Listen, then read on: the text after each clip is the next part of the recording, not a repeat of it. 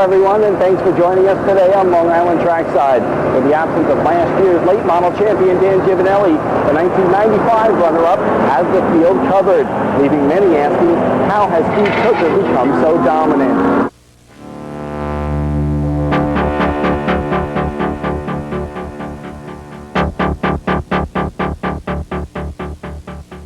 He's in the league by his own right now. I just don't think anyone's going to catch him this year. I think he's gone for the season. These guys don't go home and say, well, he's the winner. They're all working very hard, and they'll catch up with us.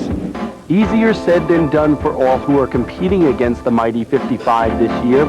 So far, Steve Tooker has racked up 3 wins, 2 seconds, and a 4th place finish in just 6 events this season. Every week we come to the track, we work hard. I've got a very dedicated crew, and you know, we got good sponsorship behind us and all the recipes that it takes to come together for us lately. That recipe is what has his competitors puzzled. A key ingredient to the success may be the amount of power the 55 has shown this year. In fact, some people have voiced concerns that the team has found something special in the engine department. It sure sounds like it when it goes by, I'll tell you. It's fast everywhere. Down the straightaways or, you know, in the turns, every place. I sure would like to see inside of it. It is a lot faster than everybody else. We'll have to see what happens. Others feel what has happened is that Tooker and company have found the total package this season. Some people talk motor and everything else, but it's really not. He's the first one getting on the gas coming off the corner, and let me tell you, that's where he's picking up all the people. Steve and his guys really did their homework over the winter, and they found something that really works good, and it's just a matter, you know, for us to all do our homework now and find out the same type of secret. A little-known secret is that Steve Tooker's engine builder, Walter Bonzik, is the engine inspector for Riverhead Raceway's late model division. It's a sore point with competitors who call the association a conflict of interest. The official here, builds motors.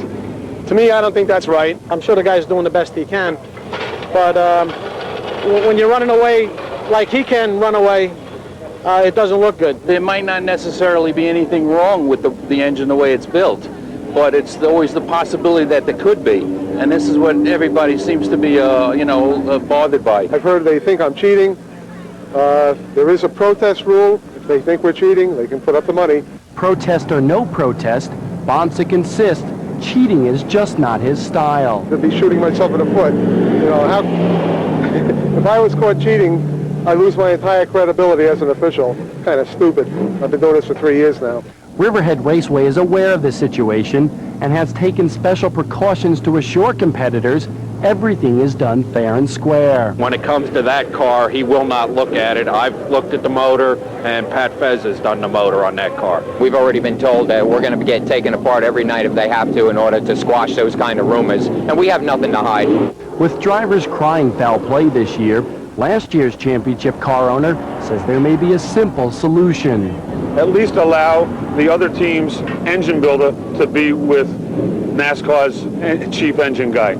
And I think that would square up the rules. We worked with that rule before when McBetts was the chief engine builder. He had probably 50 engines here, and he was in charge of ripping them down. Steve Tooker knows he is being scrutinized and even told us he would trade motors with another top 5 team for one night by the end of the year, just to prove his point. The bottom line, right now Tooker is dominating the late model class at Riverhead Raceway. Some guys out here saying he's cheating. Nobody catches him, God bless him, let him go on his way and win the races.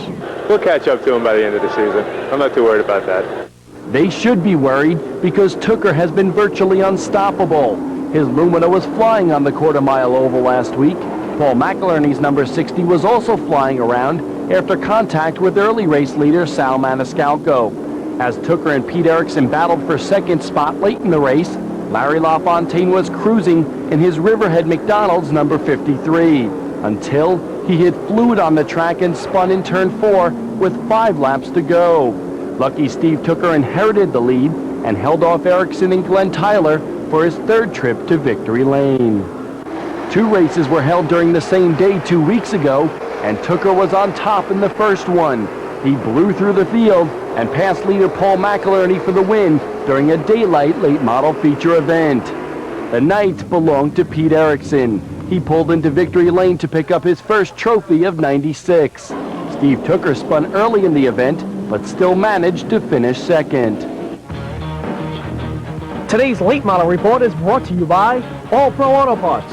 All Pro, your auto parts specialist. Fog made the first race of the month a real wild one. Paul McInerney and Peter Bertuccia were involved in more than one accident together. The second was a showstopper for both drivers. Roger Oxy was on rails during this race. He took the lead from the 96 of Howie Brody on the 8th lap and then drove the middle of the track on the final lap to keep Steve Tooker at bay. For Oxy, it was his second straight win.